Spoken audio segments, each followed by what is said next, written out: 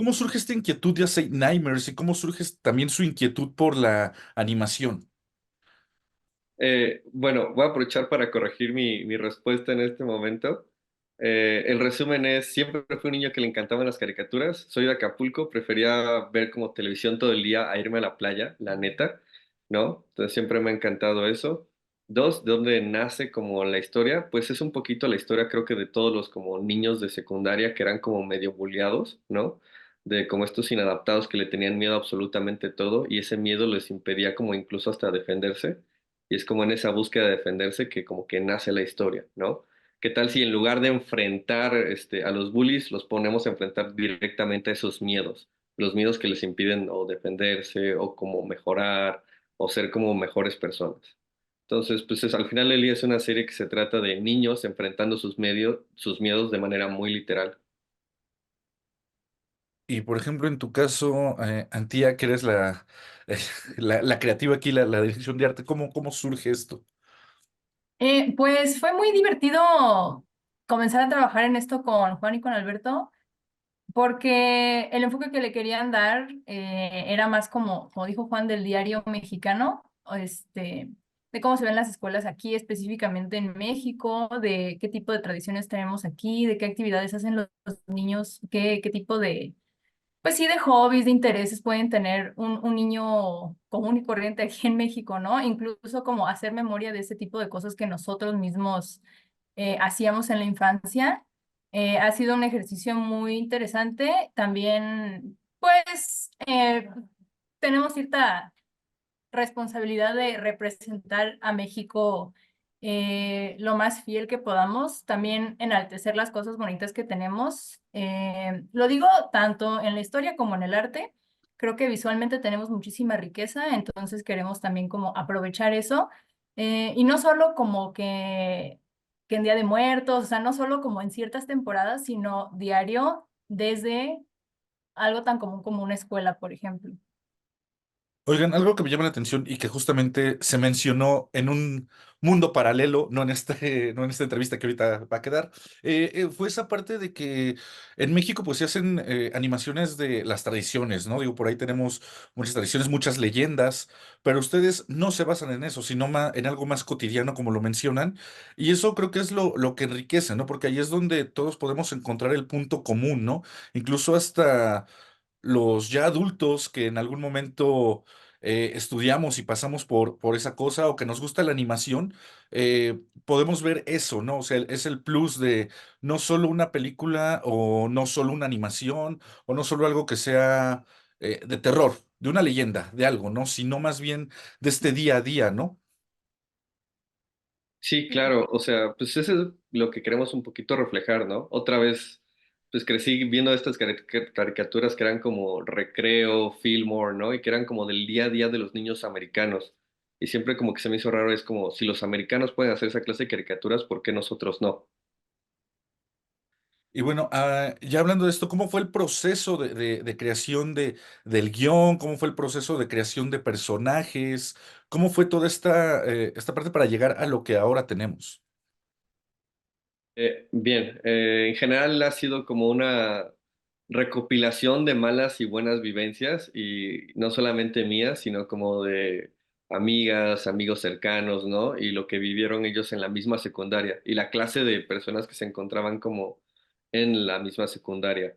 Entonces tomé como todas esas historias, o sea, que vienen como desde las inseguridades más grandes que teníamos todos y las intenté como llevar pues a los monstruos, ¿no? O sea, algo que nos encanta creo que mucho a los mexicanos, que creo que ninguno se puede escapar, es creo que nuestro amor por las criaturas y como por los monstruos y estas como cosas que de repente que son feas, pero eso que sean feas los hace como al mismo tiempo tan atractivos. Los monstruos al final del día son reflejos de lo que nosotros vivimos, o sea, o son metáforas para nuestros problemas, y qué mejor hacerla que todas las inseguridades de los adolescentes, ¿no? O sea, ¿qué tal si genuinamente si tenemos miedo a pelearnos como con el bully, más bien peleamos contra ese miedo y esa inseguridad a que somos débiles? ¿O qué tal si de repente si le tenemos miedo a hablar como a las chicas, más bien peleamos contra esa cosa masculinidad tóxica que tenemos los hombres y empecemos a entender las cosas de manera diferente? Yo creo que más o menos por ahí va. Oye, y justo tocas un tema muy importante, ¿no? Esta parte de la masculinidad, ¿no? O sea, yo recuerdo que hace muchos años era en casa, ¿no? Si te buleaban, decían, pégale. Ujú. Y, o si no, a ti te va peor, ¿no? O sea, pero mejor defiéndete. Y creo que eso también estaba mal, ¿no? Porque nos incitaban a la violencia. No, mejor es mejor reflexionar esa parte de por qué me da miedo esto, por qué no trabajo esto y ya refuerzo mis seguridades, ¿no? Exacto, o sea, más o menos por ahí va un poco la construcción del personaje. Sí tenemos como una par de golpes, porque al final es una serie animada y también tiene que ser divertida en ese sentido, pero la idea es que los conflictos o sea, se solucionen cuando las personas entiendan por qué tienen miedo, ¿no? Una vez que entiendes por qué tienes miedo, puedes dejar de pelear contra ese miedo y más bien aceptarlo y aprender a vivir con él. Y hablando del proceso creativo de la animación, de los dibujos, el storyboard, todo esto, eh, ¿cuál representó, qué fue el mayor reto para realizarlos? Se le toca, creo que toca a ti, Antía. Em, con respecto al arte, como el mayor reto, no sé, supongo que no lo veo como un reto, pero lo que más, o sea, sí le dediqué bastante tiempo como a investigar cómo se ven las cosas. A lo mejor suena muy inmenso, pero pues uno como lo navega a diario, la calle, el trabajo, el transporte, todas estas cosas que vemos, o sea, a lo mejor las pasamos un poco de largo en la mente, entonces era como sacar este tipo de referencias. También el tema de las criaturas. Queríamos hacerlo como muy general, pero también incorporar esa idiosincrasia nuestra mexicana en los monstruos y que fuera como un reflejo fiel o una representación interesante de de los miedos de los niños. Entonces, creo que ese proceso como de traducción de un concepto a algo visual, algo sólido, a una criatura amenazante e intimidante, pues no siempre era sencillo, requería como de muchos pases tal vez, o sea que los tres los viéramos y como de mucha retroalimentación también, que podíamos mejorar y cómo lo podíamos como representar mejor sobre todo, ¿no? Esta parte, ¿no? De la visión de Juan, de su idea de los monstruos, de la historia, de todo eso, fue difícil cuando tú, Antía, lo escuchaste y lo trasladaste al papel o, o allá a la animación. No diría que fue difícil porque, o sea, obviamente tenía sus retos, como tú dices, pero la verdad es que trabajar con Juan fue muy padre porque él ya tenía una idea muy clara desde el principio. Me dio como muchas referencias e influencias que él tenía de que, ay, quiero que esto sea como tal cosa y esto lo quiero que lo manejes de tal cosa y quiero que esto lo aproximemos así. Y entonces, pues ya partiendo de esas cosas que él me daba, ya podía yo como explorar, que también él me dio como mucha, si no es que total libertad creativa, entonces a mí me encantó eso, la neta estuve muy a gusto trabajando, pero pues sí, o sea, más que nada fue esa pauta que me ayudó muchísimo a explorar, o sea, porque él marcó los límites y ya yo pude como proponer mis propias ideas, ¿no? Con respecto a lo que él me había sugerido. Oigan, y con respecto a esto, ¿cuánto tiempo se tardaron en lograr todo lo que ya tienen ahora? Pues, híjole, ¿quieres empezar tú desde el guión y todo esto? Pues en realidad, sí, vamos, va, ok. O bueno, Desde, no sé. o sea, desde el guión, o sea, es una idea que lleva como en mi cabeza, yo creo que ya unos 4 años casi, más o menos. Y había hecho un primer tratamiento y había como ilustrado algunas cosas que no quedaron. Volverla a trabajar, quedó seleccionada por suerte la idea en las mentorías de Cartoon Network que hicieron el año pasado y justamente con ellos pude trabajar la idea. Me gustó mucho más cómo quedó. Me obligaron también, junto con Arbizu la trabajé, que no está aquí, pero me obligaron a quitar cosas innecesarias de la idea y como destilarla a la esencia de la idea justamente. Y al final, pues después de eso te diría que, o sea, pasaron 4 años que no toqué la idea y después le pegué como 6 meses a la idea sin parar, o sea, todas las noches a trabajar dentro de la idea, ¿no? Y ya de ahí después fue que contacté a Antía, una vez que ya estaba como el guión listo. ¿Tú cuánto te tardaste más o menos, Antía, con los monos? Yo, pues creo que fueron dos etapas más o menos de trabajo intenso. porque teníamos como poquito tiempo, pero la primera etapa que fue como definir los personajes y algunos monstruos, a lo mejor definir cosas como muy generales del mundo, cómo se iban a ver los monos, cómo se iba a ver a lo mejor algunas cinemáticas de estas como imágenes, como borradores de imágenes finales de la serie. Todo se tuvo que hacer en alrededor de un mes, un poquito más, un mes y un par de semanas tal vez, pero sí, o sea, por el tiempo tuvimos que meterle la chancla y eso fue el año pasado para Irán y sí, o sea, todo eso tengo entendido, ¿no? Sí me acuerdo bien. Sí, sí te acuerdas bien. Sí, o sea, ese primer pase de arte fue para poderlo ir a presentar a Annecy y el segundo fue para Ventana Sur, que ya necesitaban otro tipo de cosas, entonces pues nos pusimos ahí como a completarle y a apretar algunos tornillitos y sí, pero en ambas ocasiones fue alrededor de un mes o mes y medio. Oye, pues fue un proceso bastante rápido, se podría decir, considerando toda la animación y todo lo que conlleva. Y hablando justamente de esto de la animación, es difícil abrirse paso en México con este tipo de proyectos, digo, porque por ahí mencionamos, ¿no? Los de las leyendas y ellos pues ahí, ¿no? Como sea, están cobijados. Pero ustedes, independientes, ¿cómo se logra esto y qué tan difícil es? Qué lástima que no está Alberto para contestar esa pregunta. Tenemos la fortuna ahorita de estar colaborando con Demente Studio, que nos ha ayudado como mucho en ese sentido. La realidad de la animación en México es que es complicado porque solamente creo que se han hecho como 5 series y, o sea, es como El Chavo del Ocho, Las Leyendas, Frankelda, que es en stop motion, Rey Misterio y Villanos, ¿no? 5 producciones originales mexicanas en los últimos 20 años. ¿No? Realmente son muy pocas para la cantidad de cosas de repente que se consumen. Entonces, sí hay como, o sea, sí hay como un espacio para hacer series en México, sin embargo, sigue estando como muy competido en ese asunto, en ese término, y la parte más complicada es quién fondea las series, ¿no? Eh, Tienes que tener ya como el dinero, una gran parte del dinero para poder empezar a trabajar como en la animación. Como independientes es mucho más complicado y justamente lo que hemos estado haciendo estos días es buscar fondos, ¿no? Estos últimos meses. Oigan, y también dentro de esto, ¿no? Creo que ustedes también eh, dan cursos o tienen una onda así, ¿no? Que esto es también para ayudar a creadores, ¿no? O animadores que luego no saben, pues, por dónde, ¿no? Sí, en ese sentido también damos cursos.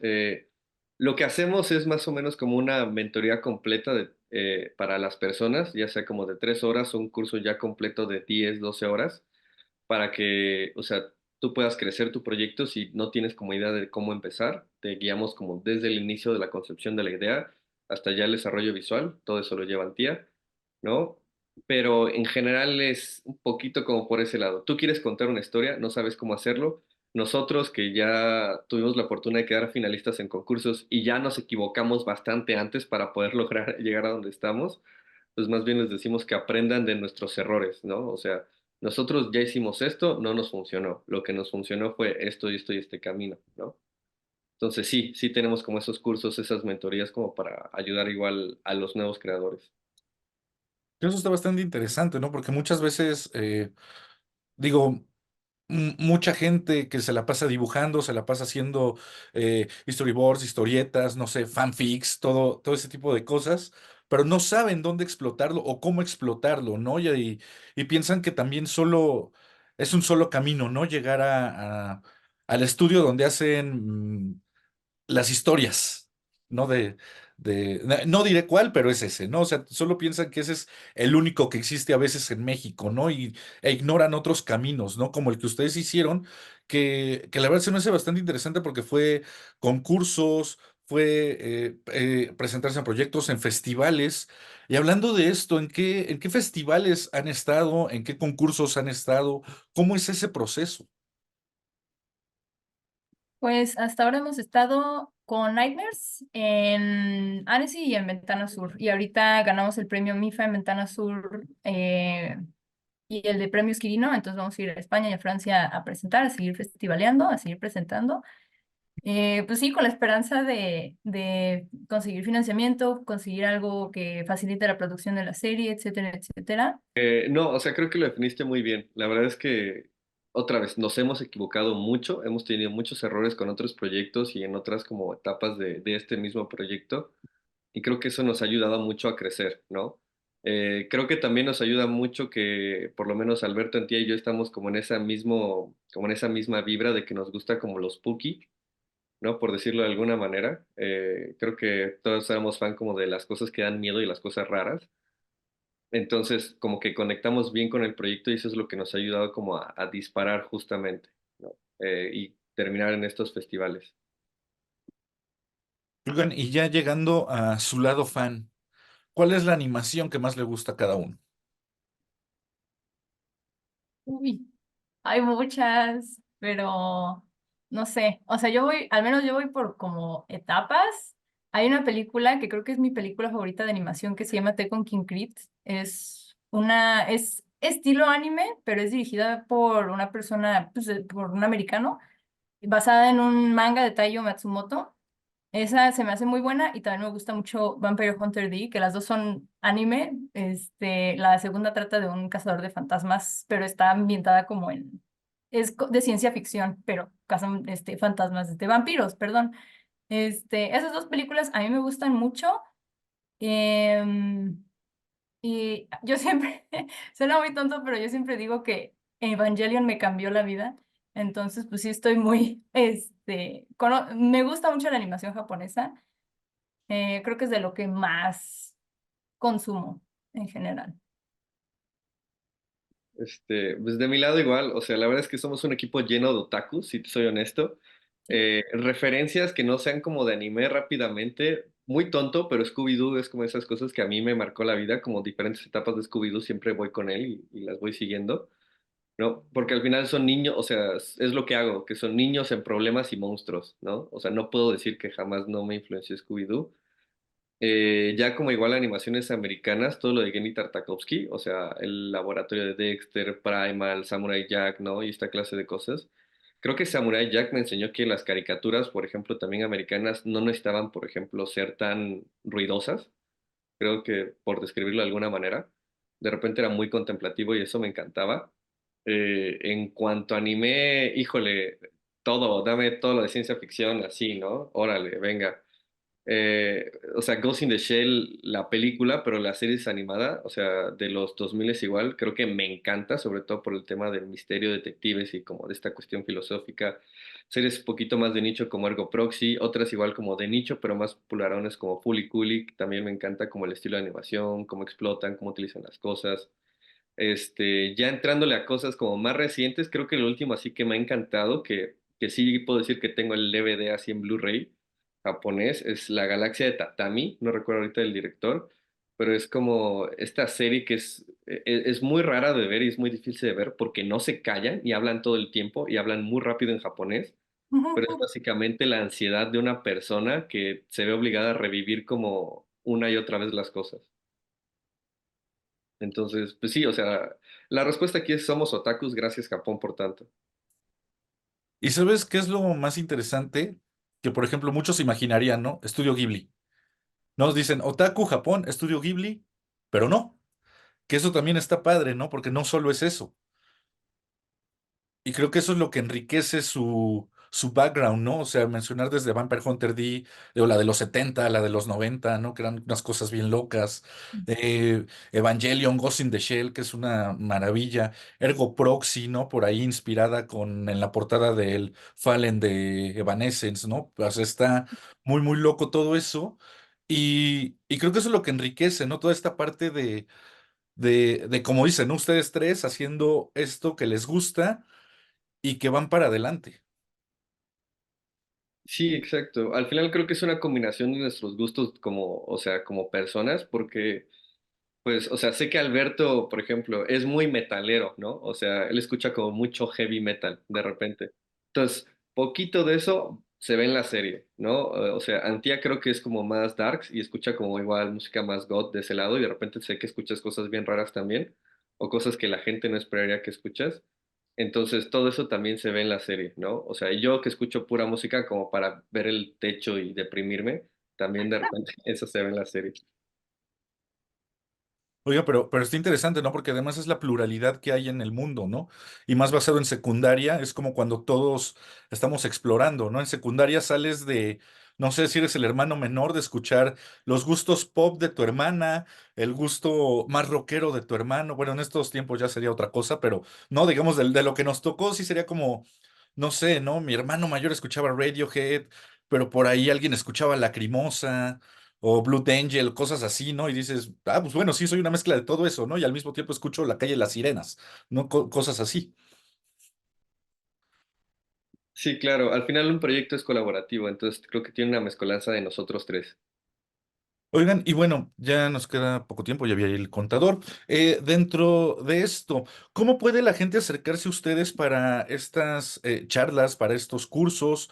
¿Dónde los puede contactar? Yo creo que el medio más directo es Instagram o por correo. Por ahí estamos, creo que los tres más al pendiente. El mío es @antia.calvis, escrito como CALVIZ. Y mi correo es igual, nada más @gmail.com. Ah, mira, llegó justamente Alberto para la despedida. Al cierre, mero Qué cierre. bueno, porque así tú puedes decir tu handle, porque nunca Sí, me... vámonos. Lo El siento. mío es juanpi.sotelo. Yo sé que es una falta de ortografía, pero tiene N antes de P. Entonces, @juanpi.sotelo. Y Beto, ¿cuál es tu handle de Instagram? Es Alars, ALARVZ. Y no, o sea, creo que ahí estamos los tres todo el tiempo. Tenemos un problema que es doom scrollear, entonces nos las vivimos viendo reels todos los No, días. yo no. Bueno, Beto no, pero yo sí. Oye, y bueno, aprovechando, digo, tenemos 5 minutos. Ok. Alberto, cuéntanos. Ya nos hablaron de Nightmares. Tú, desde tu parte de productor, ¿qué nos puedes decir de esta serie? ¿Y qué nos puedes decir también de las charlas y cursos que dan? Ok. Bueno, Nightmares es un proyecto que pues ahora sí que pues está a cargo de Juan Pablo y pues obviamente me invitó a entrarle porque pues ya tenemos mucho tiempo trabajando juntos, ni se diga con Antía, también llevo ya 10 años ahí trabajando con ella. Entonces ahora sí que ha sido como la combinación de todas nuestras experiencias, de todo lo que hemos hecho en los últimos 10 años en cuanto a pitching, desarrollo de series, guión, etcétera, ¿no? Y en cuanto a los cursos, pues bueno, ahorita estamos dando talleres como en la escuela Somos Cado, ¿no? De hecho, el próximo lunes ya es nuestra penúltima clase. Obviamente estamos abiertos a hacer más talleres si la gente está interesada, justamente por todo este tema que está surgiendo con el IDEATUM, por ejemplo, con el Festival Pixelatl. Y también damos asesorías personalizadas, ¿no? Estamos dando revisiones de guiones, de pitches, de lo que quieran realmente, ¿no? Oye, pero eso está bastante interesante, ¿no? Porque si yo quiero realizar eso, me acerco con ustedes y como bien mencionaba Juan Pablo Bandía, que pues ya digamos, ya cometieron demasiados errores, ya me los ahorran a mí, ¿no? Sí, sí, sí, sí, bastante. Sí, Pero pues sí, hemos sido finalistas de Pixelatul muchísimas veces, pues esta vez que ganamos el Ventana Sur, creo que pues bueno, podrían aprender algo. sí, o sea, que hayamos cometido errores no significa, o sea, se los vamos a decir, pero no significa que ustedes no tengan que cometer errores. Creo que también es muy importante. Claro, sí. Creo que también eso es padre de los talleres, ¿no? Que tienen el espacio justamente para cometer esos errores, ¿no? Y vayamos como acompañando. Oigan, y dentro de esto, digo, ya que están los tres, ¿qué auguran o qué les depara este 2024 que se está yendo como el agua? ¿Qué auguran y qué les depara? Pues yo creo que, pues ahorita, vamos a ver qué onda, qué pasa ya en el festival, ¿no? Pero algo que he aprendido en mi carrera es que, pues, pedaleando se llega a algún lado, ¿no? Entonces, estamos ahora sí que haciendo la genkidama para ver de dónde rayos hacemos para que esto sea factible, porque pues sí, o sea, como artistas, ¿no? Ya hay un momento en el que ya no podemos estar como haciendo maquila o tonterías de esas, ¿no? Sino que tenemos esta cosquilla de poder hacer cosas autorales, ¿no? Y Myverse es una de esas cosas. Entonces, pues yo auguro que mínimo vamos a hacer todos los guiones y probablemente todas las animáticas este año, pero pues la preproducción y ya con eso a ver qué pasa el siguiente y así. ¿Y ustedes? Ah, va. Adelante. Este, pues yo ahorita siento que como que todo está en el aire, pero siento en general que vamos por muy buen camino por las decisiones que han tomado tanto Juan como Alberto. Yo no estoy tan activa en el tema de producción, pero ellos, o sea, se han movido muchísimo, es la verdad, y pues creo que todo ese, pues esas inquietudes y cosas que ellos mismos van buscando, que los tres en realidad vamos buscando van a rendir frutos. Tengo mucha fe en eso y creo que conforme avanzamos, al menos yo voy viendo que como que sí está dando resultados lo que hemos estado haciendo y todo el esfuerzo que hemos estado como, pues sí, o sea, todo este tiempo que hemos estado invirtiendo en el proyecto y pues ya está rindiendo frutos. Entonces yo espero, yo auguro que el resto del año siga en esa dirección, que sigamos yendo para arriba, que se siga dando a conocer el proyecto y pues que cada vez estemos más cerca a producirlo y a realizarlo de verdad, ¿no? Entonces, pues sí, la verdad, pues ahora sí que manifestando que llegue muy lejos Nightmares para bien pues de la industria y pues de nosotros también, ¿no? Como mexicanos en los medios audiovisuales. Bueno, yo que igual, qué positivos son. Yo soy un poquito quizá más pesimista o realista, dependiendo de cómo lo quieras ver. Sé que la industria es complicada, es difícil, ¿no? Pero creo que igual como dice Beto, pedaleando se llega a algún lugar, ¿no? Y creo que hemos aprendido a ser como, por lo menos los tres, muy tercos. ¿No?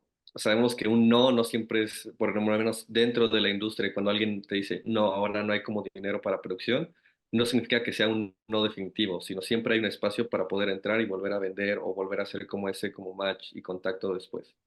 Entonces, ya nos han dado un par de nos, nos han dado un par de quizás, y ahorita estamos en un posible, ¿no?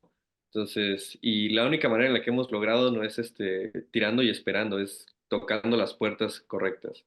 Entonces, a pesar de que el panorama de la industria dice que no, pues, nos mantenemos con esperanza.